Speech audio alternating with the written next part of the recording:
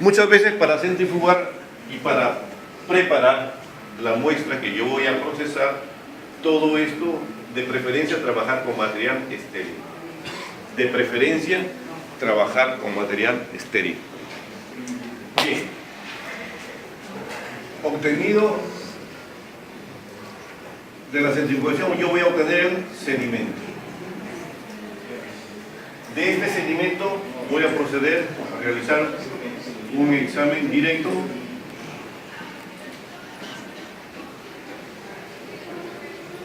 y voy a poder realizar una coloración de grano.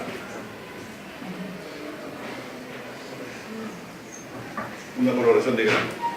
¿Okay? Entonces, no voy a incidir en esto, ya hemos comentado, el doctor también esta tarde les ha comentado sobre la patología, la presentación, qué es lo que nosotros vamos a observar. En el directo vamos a observar directamente lo que son, si hay presencia de hematíes, si hay presencia de leucocitos, si hay presencia de células epiteliales, si hay presencia de cristales, si hay presencia de bacterias, si hay presencia de parásitos o si hay presencia de hongos. Todo eso lo podemos observar en el examen directo. ¿Okay? Y en el GRAN, ¿cuál es la funcionalidad de la coloración de GRAN? ¿Para qué se utiliza la coloración de GRAN? Descartar positivos. ¿Para qué más? Para ver la morfología. Entonces el GRAN nos sirve a nosotros, tiene doble función. Uno, nos permite observar la morfología de la estructura que estamos observando, y otro para clasificarlos en dos grupos, si son GRAN positivos o si son GRAN negativos. El principio, el fundamento ya lo conocen ustedes, no incido sobre esa parte, ya eso ya lo conocen. Entonces, hasta aquí nosotros ya nos estamos orientando nuestro estudio de esta muestra que es la orina. Ojo, hasta acá ya nosotros estamos estableciendo un diagnóstico previo, o sea, un análisis previo a la última parte que es el cultivo. ¿Correcto? Cultivo. Entonces, ¿está claro hasta acá? ¿Está claro todo? ¿Alguna pregunta? ¿Alguna pregunta? ¿Alguna duda?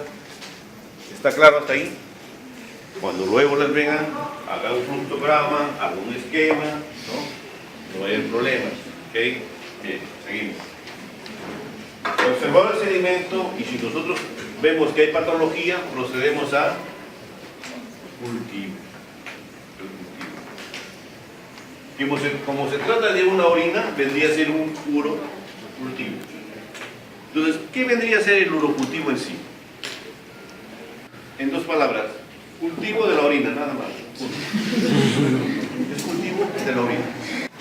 Para poder hacer el cultivo de orina, nosotros, si la orden de análisis, ojo, si la solicitud del laboratorio, o sea, si la solicitud que parte del médico tratante o del especialista, no me indica si estoy frente a una litiasis, estoy frente a una, qué sé yo, una sepsis, o una infección por GRAN positivos, o una infección por GRAN negativos, etcétera, etcétera. Si no me indica, mi protocolo básico que yo utilizo es, con la muestra de orina obtenida, yo voy a sembrar, y con un sedimento patológico, yo voy a trabajar con este esquema.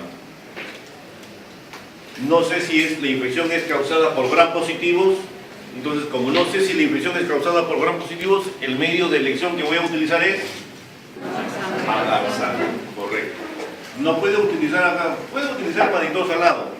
Si nosotros en la orden o en la solicitud de análisis no nos indican cuál es el probable agente infeccioso, nosotros tenemos que tratar de asegurar y recuperar al máximo el agente etiológico causante de la patología renal.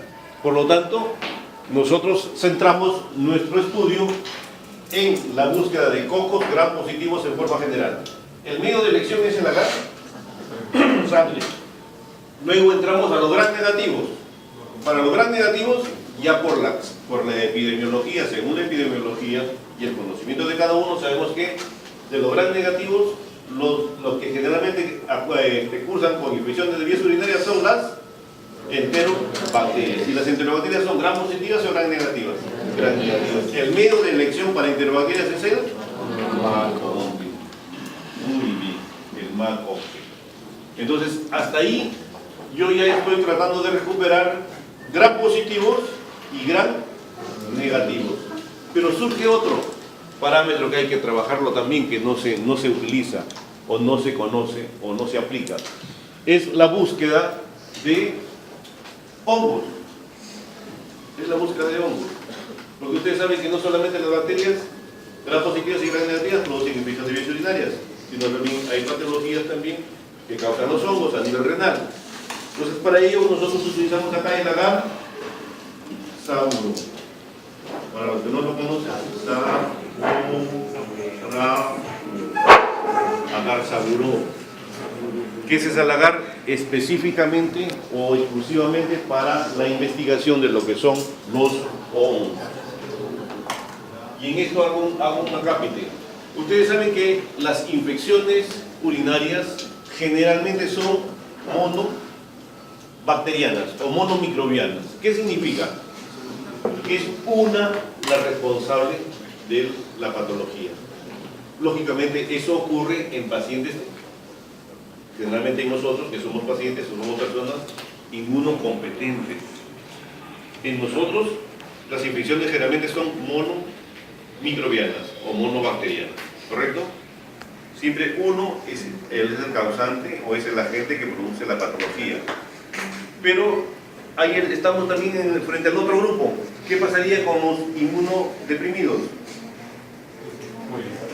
En ellos es probable que exista una infección polimicrobiana, en el cual, oye, también hay aquellos pacientes inmunosuprimidos, por ejemplo, como aquellos pacientes que toman inmunosupresores, aquellos pacientes que han sido trasplantados, por ejemplo, tienen trasplante renal, etc. Ellos son susceptibles de que puedan ocurrir infecciones polimicrobianas, en el cual no solamente se va a aislar una sola bacteria, sino se pueden aislar dos, se pueden aislar hasta 3 microorganismos con una sola muestra y causando patología en un mismo paciente. ¿Correcto? Que quede claro, ¿eh? Solamente en aquellos pacientes inmunodeprimidos es probable que el agente etiológico no sea uno. Pueden ser 2, pueden ser 3. Pueden ser 2 bacterias y pueden ser un hongo. Y generalmente el hongo que comúnmente se asocia es Candida albicans. Es un hongo levaduriforme. Candida albicans. Generalmente se asocia a estos cuadros. Bien, entonces este es mi esquema general de aislamiento. Ojo, mi esquema general de aislamiento involucra trabajar con un medio para gram positivos, con un medio para gram negativos y con otro medio para aislamiento de levaduras. ¿Seguimos?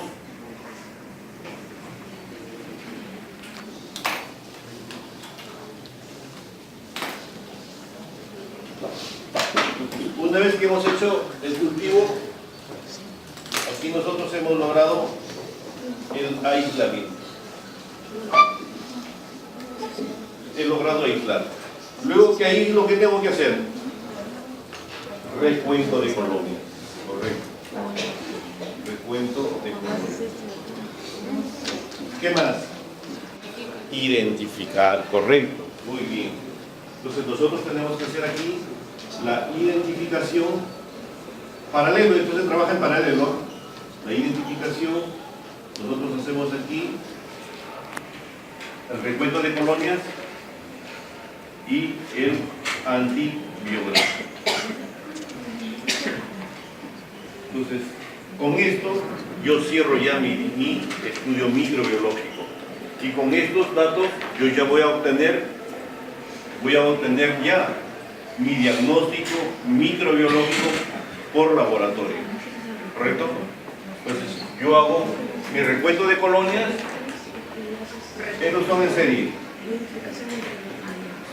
Identifico y mi antibiograma. ¿Correcto? Identifico mi antibiograma y mi recuento de colonias.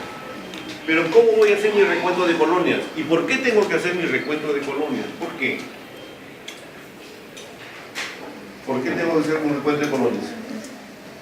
Este recuento de colonias se basa en unos criterios. En los criterios criterios del doctor desde 1956 están presentes. Desde 1956 el doctor Kass o doctor Case, desde esa fecha, él estableció ciertos parámetros o ciertos criterios que tenían que tomarse en cuenta para poder establecer si los microorganismos aislados o la cantidad de microorganismos aislados corresponde a una patología renal. ¿Okay? Entonces, la cantidad y la concentración él la llegó a establecer que tenían que tener 10 a las 5 unidades formadoras de colonia por mililitro, que equivale a 100.000 unidades formadoras de colonia por mililitro. Entonces, él decía que si se obtenían resultados de recuento de colonias iguales o mayores a 100.000 unidades formadoras de colonia por mililitro, estábamos frente a una infección de vías urinarias. Correcto. Indistintamente al margen de microorganismos que se está revisando. Hay dos cosas aquí que vamos a tener en cuenta. La concentración es esta. La concentración la llegó a establecer. Pero viene la otra parte. Viene la otra parte. ¿Qué sucede si yo tengo recuentos entre 10 a la 4 a 10 a la 5? Si tengo recuentos entre 10 a la 3 a 10 a la 4. Y si tengo recuentos entre 10 a la 2 a 10 a la 3. ¿Qué pasaría con estos datos? Inicialmente, al momento de mi exposición del día de hoy, yo he empezado de que para poder establecer del 90 al 100% de positividad de una infección de vías urinarias, nosotros teníamos que tener en cuenta tres aspectos fundamentales, los tres parámetros: la sintomatología, los leucocitos, la presencia de leucocituria más bacteriuria, ¿correcto? Entonces, pero en algunos casos, este criterio lo estableció el doctor Kess, pero en algunos casos, hoy en día, la escuela cubana, ¿sí? La escuela cubana ha establecido que, en base lógicamente a estudios de investigación científica, ha establecido que si existen concentraciones de microorganismos por debajo de los criterios del doctor Kass, ¿sí? Por debajo de los criterios del doctor Kass, si existe clínica, si existe sintomatología, no hay ninguna duda. Ustedes como médicos pueden igualmente darle tratamiento como si se tratara una infección de vías urinarias, ¿correcto? Si se tratara de una infección de vías urinarias. Por eso que yo les he dicho, por eso que inicialmente les he dicho que siempre los dos elementos fundamentales en la atención primaria de la salud están la anamnesis y la exploración física. De ahí ustedes van a establecer los criterios, de ahí van ustedes a establecer los criterios clínicos para poder considerar, para poder considerar o no los resultados que le envía el laboratorio. ¿Correcto? Bien, entonces una vez hecho el recuento de colonias, y una vez identificado el germen, se realiza el antibiograma. Hablar sobre la identificación y hablar sobre el antibiograma son dos parámetros que ya se han trabajado. Bien, hay otro dato que nosotros podemos considerar también. Ustedes,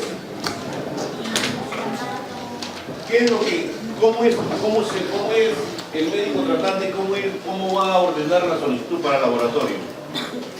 Ustedes cuando estén trabajando y ya estén internos en emergencia, etcétera, la solicitud o la orden de análisis que ustedes van a determinar frente a un caso de una hito es un eco gran. Muchas veces el especialista, y sobre todo, escuchar, muchas veces el especialista, hablo ya del especialista, hablo del neonatólogo, por ejemplo, a él, o el nefrólogo, a él le interesa directamente, si él está en emergencia, porque se le llega el cultivo, le va a pasar 3 días, ¿cierto? Entonces, si está en emergencia, a él le interesa que el resultado inmediatamente orientar su diagnóstico.